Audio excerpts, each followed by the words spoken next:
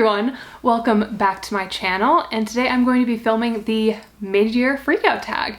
Let's just go ahead and get started. I can't believe it's already the middle of the year. I bet everyone says that, but I've read a lot of good books this year, so I'm excited to talk about them. First of all, I'm on my 97th or 8th book of the year, and while a lot of them have been great, a lot of them have been maybe not so great, but I will go through the questions. So the first question is the best book that you've read so far this year. So that one goes to Ruin by John Gwynne. This is the second book in the Faithful and the Fallen series, and it is my new favorite quartet of all time. Definitely my favorite fantasy series, probably of all time.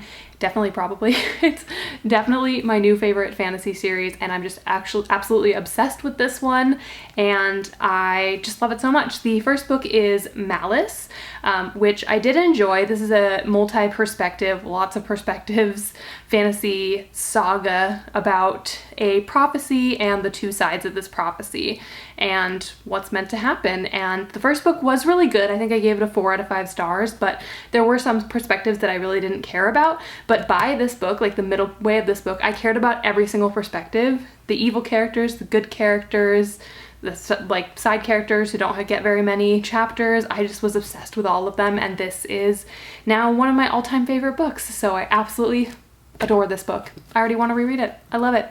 And I do have kind of a hard time with adult fantasy sometimes, especially like epic fantasy in a scope like this, because I sometimes find them boring. I don't care about the politics, but for some reason this just hit all the right notes for me. So I'm obsessed with it, and you should read it. I also did want to give a honorable mention to my favorite romance book of the year, and that is Sea of Ruin by Pam Godwin.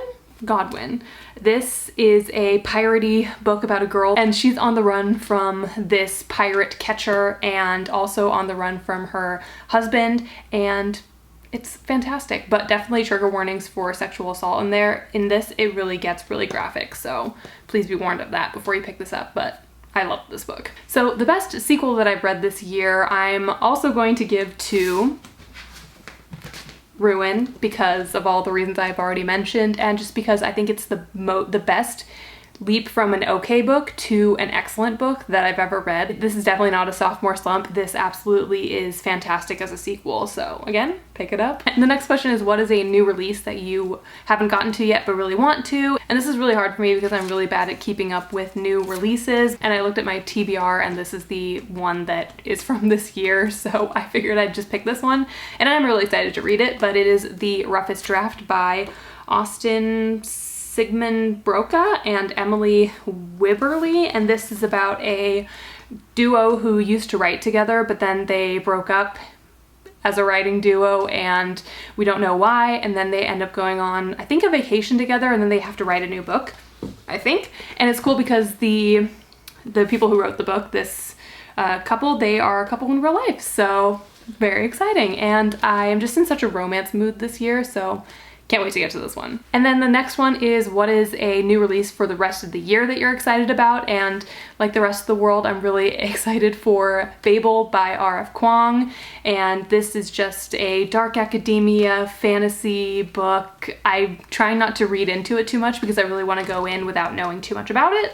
So that's what I'm doing, and I have heard literally nothing but good things from the many people who've already received ARCs for this book. And like the rest of the world, I'm very excited to read this one because I did really enjoy the Poppy War trilogy, even though the last book wasn't my favorite, but the first two I really enjoyed, so can't wait for this one. Okay, and next up is The Biggest Surprise, and this is going to The Push by Ashley Audrain. This is marketed as a thriller, but it's like more of a domestic drama kind of, but I just absolutely love this one. It is one of my highest rated books of the entire year, and I'm not sure why it surprised me. I think just because I'd heard it was more of a domestic type book, which I'm not really a huge fan of. Like, domestic thrillers don't really do much for me, but I decided to give this one a go because I heard that the last page is absolutely insane, and I agree. Like, it's not like, oh my god, plot twist, it's just like, wow, they went there. And this follows our main character who feels like her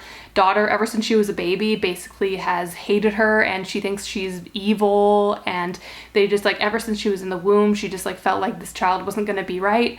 And it goes through her relationship with her ex-husband, which you know at the beginning of the book that he has a new family, and it was just, oh, it's so good. I think about this book all the time. I definitely want to reread it at some point, but I would recommend this to everybody, and it is just a wild ride. And then next up is your favorite new to you author, and it's got to go to John Gwynne just because he gave me my new favorite fantasy series of all time. So I'm not going to go much more into it. I feel like I've read a lot of repeat authors this year, not a lot of new ones, so I don't really have that many to pick from, but any chance I get to talk about this, I'm gonna take it. Okay, and next is your newest fictional crush, and I actually really had to think hard about this one because I don't really have that many. Like, I've had a lot of romances that I really enjoyed, but I kind of forget about the main characters after a while. But I'm gonna go with Atlas from It Ends With Us by Colleen Hoover. I just love him. He's getting his own POV book this year, which I can't wait for. That also could count as one of my most anticipated books, but I just love him. I don't know. I can't even really explain it. I just have a huge crush on him. I loved her when she went back and read her journals and all the stuff that she mentioned about Atlas. I just really like the guy. I can't help myself. Yeah, I will say it was a little bit sus because of the fact that when they met, she was like 16 and he was about to turn 18. You know, it's a little bit cringy, creepy, kind of. I don't know. But adult Atlas. Love him. Love him. I love him. Okay, and next up is a book that made you cry, and not to beat a dead horse, hate that expression, but I'm gonna go back to The Faithful and the Fallen with book 4, which is Wrath.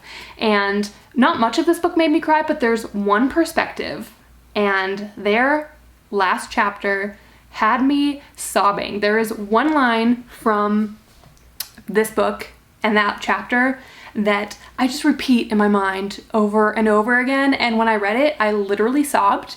It wasn't even a character that I cared that much about while I was reading, but by the time it was over, I just, tears down my face. And a book that made you happy, I'm gonna go with the Out of Uniform series by Elle Kennedy. This is a series of books that was republished with new covers, but I'd never heard of them before. But Elle Kennedy wrote probably my favorite romance series ever, which is the Off Campus series. It's a sports romance set in college. I'm obsessed still. I want to reread them all the time, even though I skipped the second book because I didn't care about that character, and I still don't care. I just went, nope, not for me, and skipped to the third book because I was more excited about that one. But the Off-Campus series follows a group of guys who are off-duty from the, I think it's the Army or the Navy. Don't worry, it's not cops. I wouldn't be reading it if it was about cops. It just was a fun, lighthearted series. I think there's 4 books. I've read the first 3, not the 4th one, but I just really enjoy them. They're great, very sex positive, love them. Highly recommend. And the second to last question is, what is the most beautiful book that you've bought or received this year? And this 10 out of 10 goes to Portrait of a Thief. Look at this. Just look at it. It's just absolutely stunning. I love it. I didn't love the book, I'm gonna be honest, but I don't usually like people on the cover, but this just does it for me. I love the blue and the yellow. It's beautiful. And the last question is, what are the books you need to get to by the end of the year? And I don't really need to get to anything. Like, I'm not really having any challenges or anything like that. So I figured I'd just go through the 6 books that are on my current physical TBR. So the first I already mentioned, that is The Roughest Draft.